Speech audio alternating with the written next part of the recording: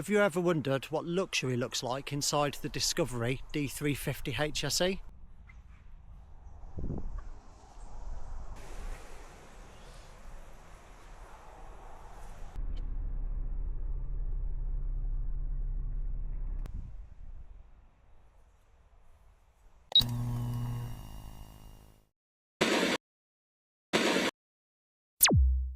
Hello everyone, welcome to Tigger Life. I know I've done lots of videos on how the car drives and what it looks like on the outside, but I've never really told you or showed you what it looks like on the inside. So today what we're going to be doing is having a full walkthrough of the interior on the beautiful Discovery D350.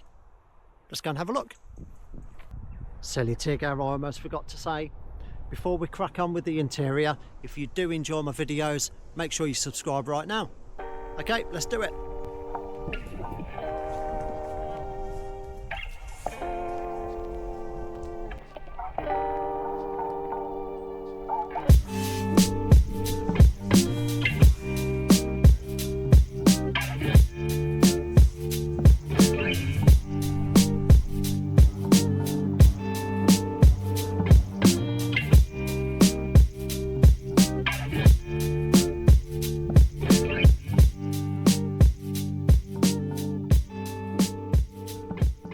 Okay, so first things first, when you jump inside your Discovery, you do feel like you're sitting quite low down. That's simply because when you first get in, everything is set slightly lower down just so it's easier for you to get in and also get out as well, of course.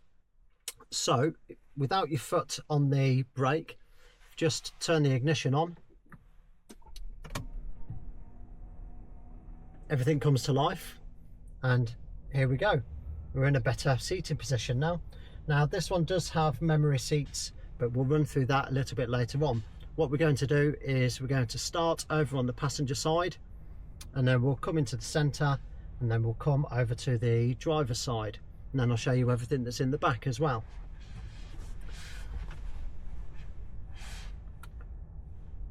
So on the passenger side, first off, just look at these seats. They're absolutely amazing. They're so comfortable.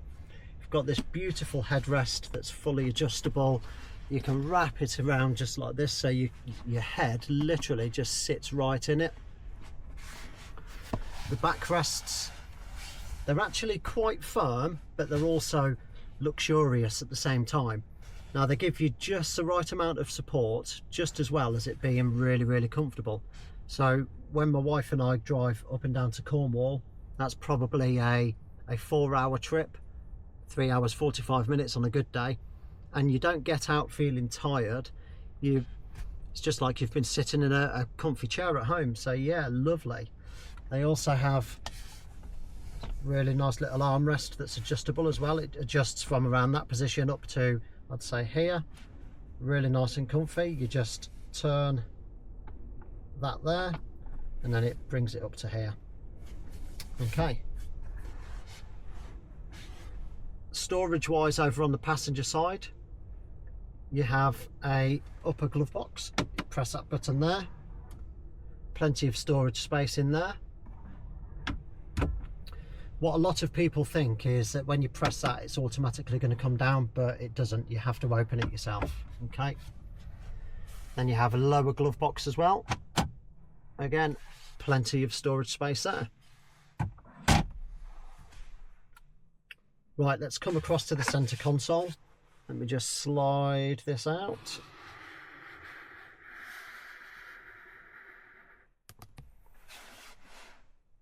Okay, here we have an armrest and also a big storage area there, deep enough to fit 2 litres of water in, or whatever else you want. Now something that actually not a lot of people know is you've got lovely cup holder there. You can actually fit that 2 litre bottle of water in there, but if you slide this back, you've also got another really deep storage area in there. That is, I would say, a good 8 to 10 inches deep. You can fit lots of stuff in there. I store keys, charging cable, sunglasses, etc. You also have some lovely storage here. Look how deep that is. That goes all the way back to my wrist. This is where the wireless charging mat is for your phone. Got a USB-C charging point there as well. I think that's actually data driven as well, if you wanted to use Android Auto or anything like that on the wired connection, although it does have wireless as well. Another secret storage area, which isn't going to be very secret now. Press that. Lovely deep storage area there as well. And then you've got your Pivi Pro system.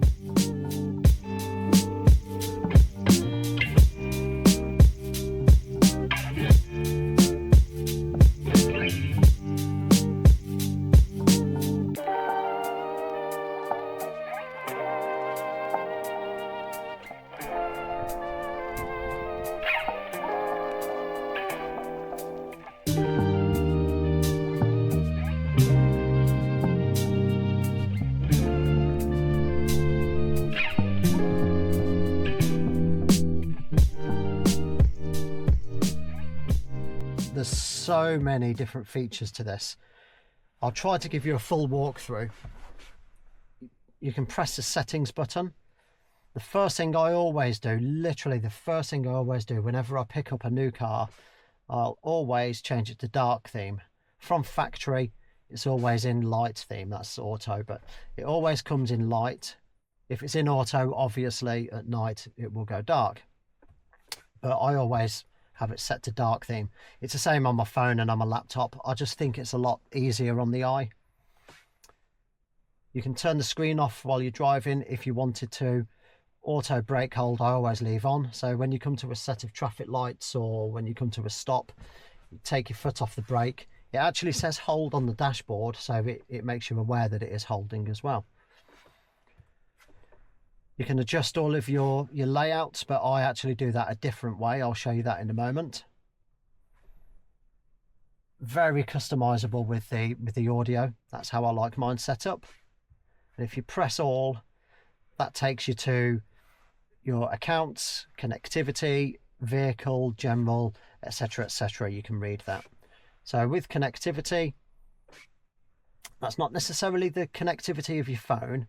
That's the connectivity of the car if you've got the data package. So it runs off the O2 network. It's just migrated from EE, I believe. Wi-Fi, you can connect your vehicle to. So if you're on your drive, you wanted to connect it to your home Wi-Fi, you can do that. So it uses your home Wi-Fi to download the software over the airwaves. You can set up a little wireless network inside the vehicle for anybody else to connect to and use the data off the car, if that's what you wanted to do. In the vehicle, you have your service information. It does what it says on the tin.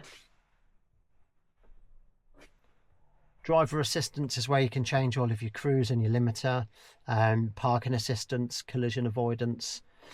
We'll get onto this part in a moment because I changed that off the steering wheel, so I'll show you how you can do that. Safety and security, lots of customization in there. Exterior lights. Now this doesn't always come set as standard from the factory. That's always off. So I always turn adaptive driving beam on.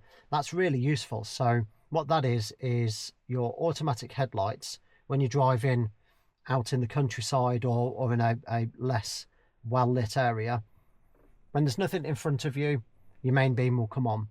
When a car comes towards you, it looks like your main beam is still on the dashboard because the light is still blue. But don't fall into the trap that everybody else does and starts trying to turn it off, because the car will do it for you. And what it does is it detects the vehicle and it cuts that out. You can actually see it working if you don't get too caught up in trying to turn it off. But it's a great feature, and I recommend that everybody just leaves it switched on and uses it. Home lights, that's obviously when you get out of the car and lock it, your lights will stay on for 30 seconds. So that will help you finding the keyhole on your front door and stuff like that. If you're driving in Europe, you can change it to say that you're driving on the right hand side of the road. Obviously we're in the UK, so we'll leave it on left. Where were we? Exterior lights. So convenience, that is windows for global open and global open and global close, sorry. So what that is on your key fob, if you press and hold open, all your windows will open. If you press and hold lock, all of the windows will close. That's a really useful feature. Mirrors, you can set that so they can dip on reverse. Vehicle access, automatic access height. I mentioned this in one of my previous videos. So when you pull up to a standstill and you turn the engine off, open the door, if you've got the air suspension, it will just drop down so it's easier for you to get in and out of. In the winter, this is useful. So rain sensing wipers, they're always left on, of course. Why would you not want them on?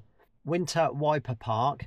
So if you can just watch the windscreen, you just watch this. So what I believe that's for is, so if you have a build-up of snow, it's not necessarily taking all of the weight on the bottom of the wiper. And maybe as well, when you start the car and you turn the heated screen on, maybe it heats the wipers as well. Maybe that's for the purpose of that. I don't know exactly, but I think my rationale's correct with the build-up of snow, etc., and maybe for heating the blades. And then the final one on the convenience is the gear shift paddles. So you can have that set so you can use your paddles whether you're in drive or sport. If you really wanted to, you could just have it set to sport only. I always just have it in drive and sport though. So you can fully customize all of your tiles on this screen as well. So I have it set up for driving style, phone and media, and then you can swipe across and you have your wheel info, wade sensing, slope assist, compass, and then you can change it by pressing this here.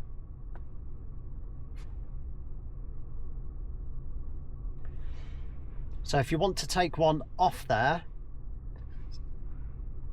press it and it will come off your selected tiles and it will go back into your selection of possible tiles that you can have on there.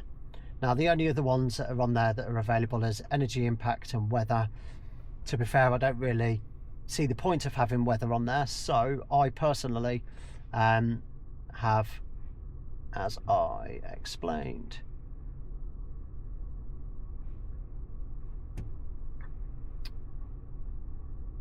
okay. Now I don't have navigation on there simply for one reason.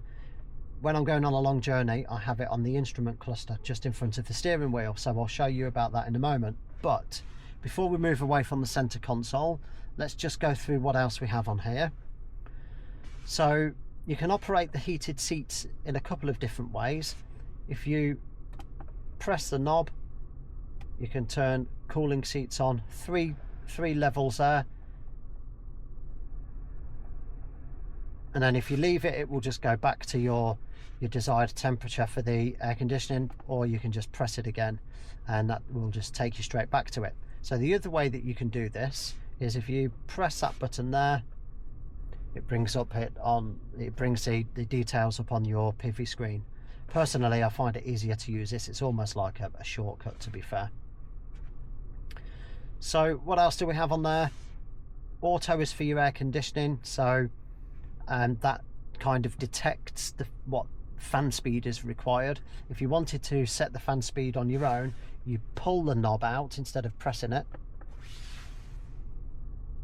and then you can turn your fan speed up to what you want. If you had it set to auto, if it started to get a little bit too warm in here, it would turn the fan speed up and quickly cool the air down or warm it up, whichever way it is. If you wanted to change where the fans are blowing, press that button there. You can have it up to the screen, in your face, or down to your feet, or all of the above. This button here is for your heated front screen. That's for your heated rear screen and your wing mirrors. Max AC just whacks everything up to full blast and cools the car down incredibly fast. And this button here puts maximum fan speed to help clear the windscreen. Obviously that's your gear shift, so foot on the brake, there's a little trigger at the back here, press that in and pull it down, then you're in drive.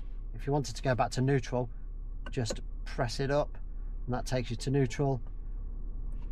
Pull in the trigger and go all the way up, that puts you into reverse.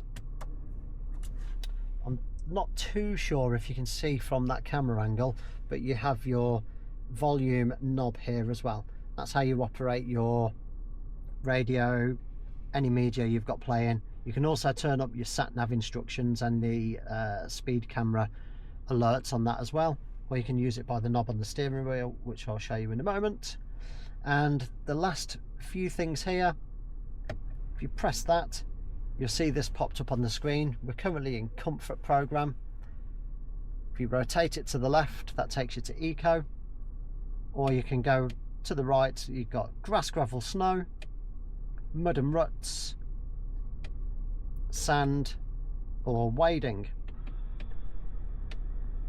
I'm not sure if you can hear or see that, because we've put it into wading mode, it's starting to put the air suspension up. It's very clever how all of this works. And then you have your downhill descent here as well. Press that in once you've selected the drive mode that you want to go in, and that's it, away you go. Okay, let's slide the camera over and then we can have a look at the steering wheel and the instrument cluster.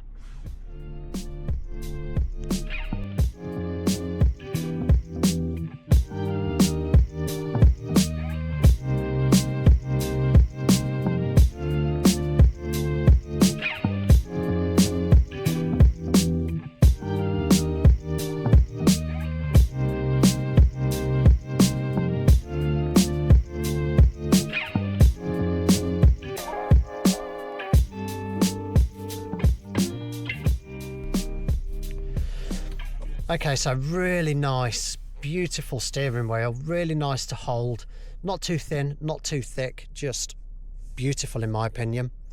So on the left hand switch pack, it's quite obvious to be honest. That one there will answer or end your calls. These two here will cycle through your favourites of the radio that you've got on at the moment. You can also skip through tracks if you're streaming. Now what's really useful, I said when we were going through the Pivi system that I don't adjust all of the settings on there, I use the steering wheel. Now if you press this button here and look on there, that adjusts all of the ADAS system. Now I always set it to low. What that does is it switches off all of the really annoying warnings when you're approaching different speed limits. It will stop bonging at you and it will stop alerting you on the dash, because everything flashes and makes bingy bongy noises, and it does get quite intrusive and quite frustrating. And it also turns off the lane assist. That's push to talk, so if you wanted to call somebody, press it and say call whoever. If you wanted to change the radio station to something that's not a favourite and you didn't want to take your eyes off the road, press and hold that and say play Radio 1 or whatever you want it to. That's your horn and your airbag, obviously. Over here, I use this all the time. So this is your cruise control. Once you've got to the speed that you want to drive at, anything over 10 miles an hour it'll let you set. Just press up and then that'll set it at the speed that you want. If you want to go up by 1 mile an hour, just keep flicking it up like this. If you want to go down by 1 mile an hour, keep pressing it down like this. If you press and hold it up or press and hold it down, that will go up or down in increments of 5 mile an hour. These buttons here, every time you turn your cruise control on, it will automatically come on in adaptive cruise control if you do have the adaptive cruise control option fitted. Now I personally don't like it, so if you press and hold that button for, I think it's 5 seconds, that turns your adaptive cruise control off. If you get to the point where you want it back on, if you press and hold this for 5 seconds, that turns your adaptive cruise control back on. This cycles between cruise control and speed limiter. Not too sure if you can see that, but that is currently on cruise control. That's speed limiter.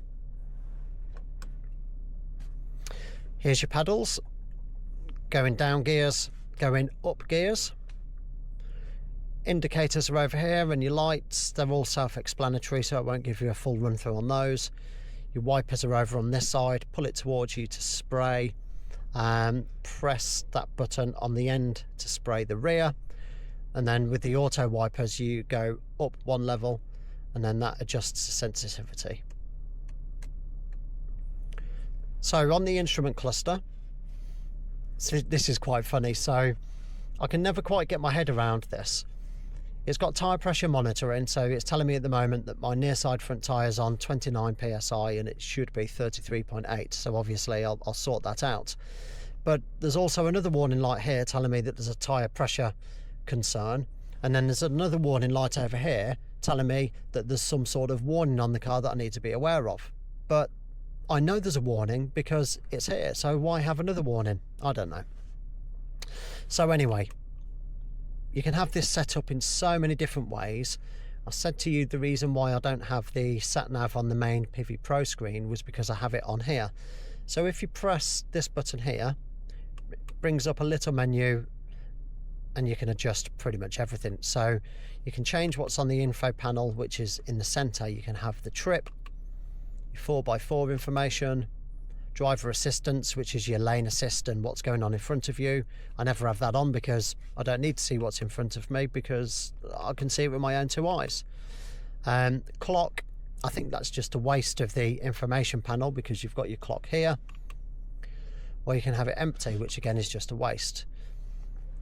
Navigation as well. Now I don't have navigation like that. If I have this layout, sorry, you can have media as well. If I have this layout with the speedo on the left and the rev counter on the right, I always have the trip summary on. If I'm on a long journey, I will go to display layout, and then I will change it to map, and that brings up that lovely system there. That's great, isn't it? Really nice. So you've still got all of your important information on there, like your speed, your fuel, outside temperature, coolant, and the time there. If you wanted to adjust what's on this here, you press the little button that's on the end of your indicator stalk. So cycle through, it gives you your range. You can have it blank if you wanted to. The date, miles covered on trip A, average speed on trip A, average consumption on trip A. I always have it on live consumption. So you'll notice when I've been pressing this button to cycle through the options, you use the up and the down arrows. So let's just change that back. Display layouts. If you wanted to, you can have one dial and it looks like that. You can have anything on this side from what I showed you previously: maps, media, trip, etc, etc. Personally, when I'm driving out and about, I prefer to have the traditional speedo and rev counter, but it's so customizable that you can have it however you like. So let's go back.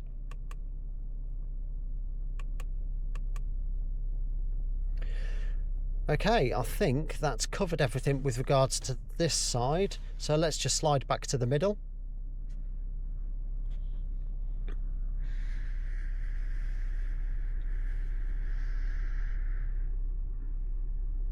Everything just feels beautiful in here. Everything's so nice to touch. This lovely leather here, beautiful white stitching, leather on the side here, leather on the glove box, not on the lower glove box, so that is plastic. Extended leather over here just behind the steering wheel, and just see the accents of the white stitching. It really just breaks everything up beautifully, even on the door cards as well that you can see over there. It's just gorgeous. Everything's so nice in here. I really like these little aluminium panels as well, although when it's sunny on the steering wheel, sometimes you do get a little bit of glare, and I do find myself having to drive with my hands just covering it over like that, but that doesn't happen that often, but it is just one little concern. What I do really like as well, in the Jaguar I-Pace, you may have seen the video that I did on that. I'm not too sure if it's how I sit or the angle of the windscreen, but when it's sunny I do get quite a lot of glare off the dash onto the windscreen. I don't get that with the Discovery, I don't get that at all, whether it's dark or cloudy like today, or whether it's bright blue skies and real sunshine. I don't get any glare on the windscreen at all, so I really like that.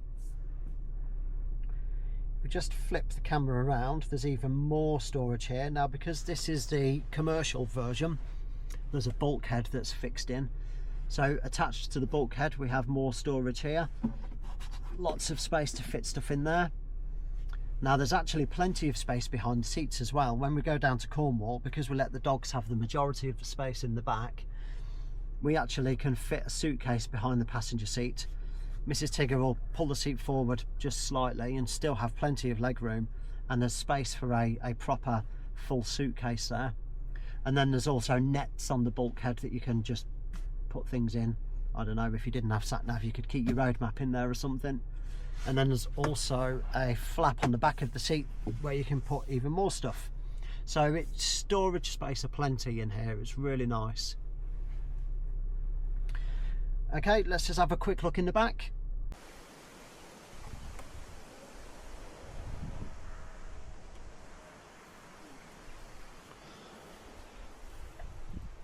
So there's plenty of storage space in the back of these things. And I don't mean because there's no rear seats, I mean under the floor as well. So if you pop these up, you've got this void under here, which we always just keep shoes and stuff in when we're going on holiday.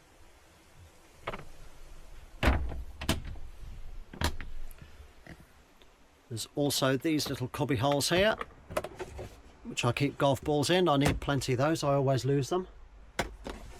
And dog leads. Something else that I love on the Discovery, and you do get this on all Discovery models, not just a commercial, I love this little flap that you can sit on. So it will take the weight of 2 people, and if I'm playing golf or if I'm going shooting and I need to change my shoes, I always sit on it. So it does take a lot of weight. I don't know what the maximum capacity is.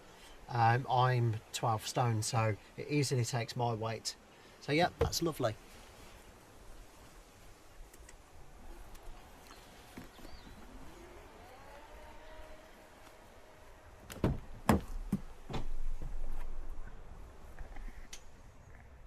And then the final bit of storage in the back is again under here. Now, I always forget what I've left in here. I obviously haven't emptied that out once I've been shopping, but you can fit all sorts of stuff in there. I keep golf clubs, guns, anything that it goes all the way along the back. So yeah, there's plenty of space there. So the Discovery D350, it blends rugged capability with refined luxury. It's absolutely beautiful in here. Pop a comment in the comment section at the bottom. You guys will have to let me know what you think, and also let me know what else you'd like to see a video on. I said that I'll be doing a video on the Defender Octa. That's coming soon. I'm going away on holiday again next week, so I'm not entirely sure if there'll be another video next week. There might be one, we're down in Cornwall again, I don't know yet. So yeah, if you do enjoy the videos, please do like them and also subscribe to the channel. And like I said earlier, pop in the comments at the bottom to let me know what you want to see next time. So, as always, be good to one another and love life. Always be good to animals. Enjoy the rest of your day.